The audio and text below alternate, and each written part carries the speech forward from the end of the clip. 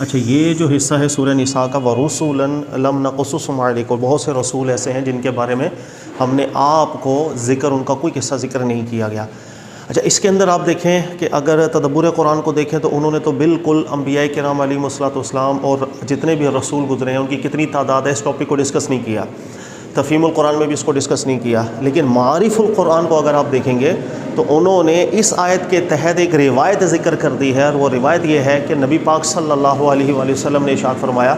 کہ انبیاء کرام علیہم السلام اور جو رسول گزرے ہیں ان کی کل تعداد 1,24,000 ہے۔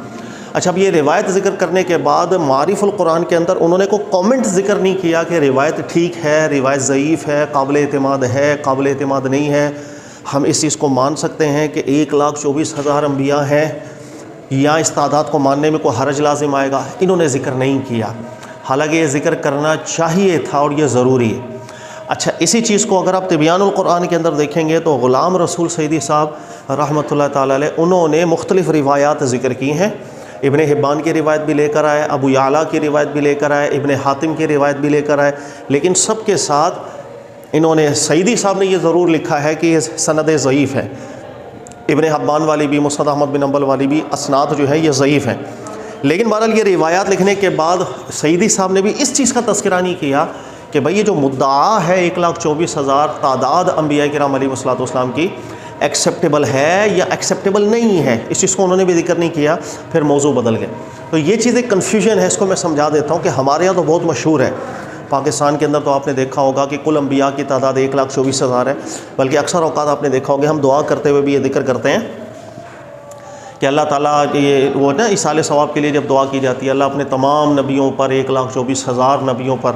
یہ جو ہے ایصال ثواب ہم کرتے ہیں، اس طرح کی دعائیں بھی ہوتی ہیں۔ تو نقطہ قیمتی ذہن میں رکھ لیجیے گا کہ اگر تو یہ روایت صحیح ہوتی تو پھر بھی انسان کوئی اس کی طرف جاتا، لیکن یہ روایت بالکل ٹھیک نہیں ہے۔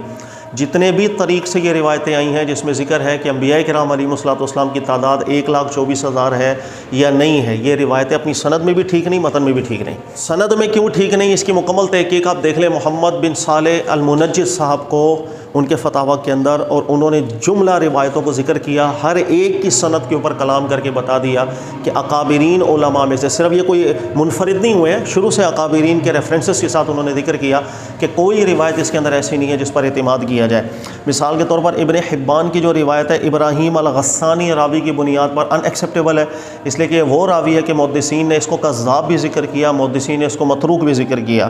ابن حاتم کی جو روایت ہے یہ معان بن رفاع راوی کی وجہ سے اس میں ضعف ہے، ان ایکسیپٹیبل راوی ہے۔ علی بن یزید کی جو روایت ہے وہ بھی قابل قبول نہیں، کہ علی بن یزید کے اندر بھی بہت بڑا ضعف ہے۔ اس کے علاوہ مسند احمد کی روایت جو جسے روایت ابی ذر کہا جاتا ہے، اکثر اوقات یہی روایت آپ کو کتب میں لکھی ملے گی، یہ بھی عبید بن خشخاش راوی کی وجہ سے مجہول راوی ہے، کچھ پتہ اس کا نہیں چلا، اس بنیاد پر اس روایت کو بھی قبول نہیں ٹھہرایا ہے۔ لہذا محمد بن صالح منجد صاحب کا ایک جملہ میں ذکر کر رہا ہوں، انہوں نے ذکر کیا لیکن بالنظر فی اسانید تلک روایات، کہ جتنی بھی یہ روایات ہیں جس میں انبیاء اور رسول کی تعداد کا ذکر ہے، لا يتبین لنا صحت تلک الحدیث لا بمفردها ولا بمجموع طرقها، انہوں نے کہا ہم پر بالکل واضح نہیں ہوتا کہ ان میں سے کوئی ایک بھی روایت صحیح ہو، ان کی اسانید کو دیکھ لو، کسی بھی ایک انفرادی حیثیت میں روایتوں کو دیکھ لیں، کوئی ایک روایت بھی اس میں قابل اعتبار نہیں ہے۔ یہی چیز ماضی میں اگر آپ دیکھیں گے شیخ الاسلام ابن تیمیہ صاحب کو، انہوں نے بھی پوری تحقیق کی ہے اور ذکر کیا کہ کوئی ایک روایت بھی اس موضوع کے اوپر صحیح نہیں ہے، بہت بڑا اعتراض ہے ان کی سندوں کے اندر۔ یہی شیخ ابن باز صاحب رحمۃ اللہ علیہ کو بھی آپ پڑھیں گے، حرم کے عالم دین گزرے ہیں، انہوں نے بھی، ان کے بھی مجموعہ فتاویٰ میں ایک سوال ہوا تھا، ان کے بھی الفاظ میں ذکر کر دیتا ہوں، والمقصود انہ لیس فی عدد الانبیاء والرسل خبر یعتمد علیہ، انہوں نے کہا جتنی بھی روایتیں ہیں جو انبیاء اور رسول ان کی تعداد کو ڈسکس کرتی ہیں، ان میں سے ایک بھی روایت ایسی نہیں ہے جس پر اعتماد کیا جا سکتا ہو، یہ سب اس کی سند کے عیب ہے۔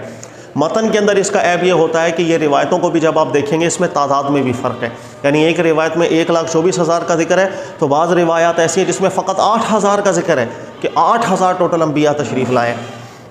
لہٰذا درست قول اس کے اندر یہ ہے کہ انبیاء اور رسول کی جو تعداد ہے یہ ہمارے دین میں بالکل ثابت نہیں ہوتی ہے، لہذا قرآن پاک کی یہ جو آیت ہے جس اجمال کے ساتھ ہے اسی اجمال کے ساتھ رہنے دینا چاہیے کہ اللہ تعالیٰ نے بہت سے رسولوں کا ذکر قرآن میں کیا، وَرُسُلًا لَمْ نَقْصُصْهُمْ عَلَيْكَ، اور بہت سے رسول ایسے ہیں جن کا ذکر اللہ تعالیٰ نے نہیں کیا ہے۔ قرآن پاک میں جملہ رسولوں کا ذکر موجود نہیں ہے۔ اسی اجمال پہ رہنا چاہیے۔ جس چیز کی تفصیل اللہ نے ذکر نہیں کی،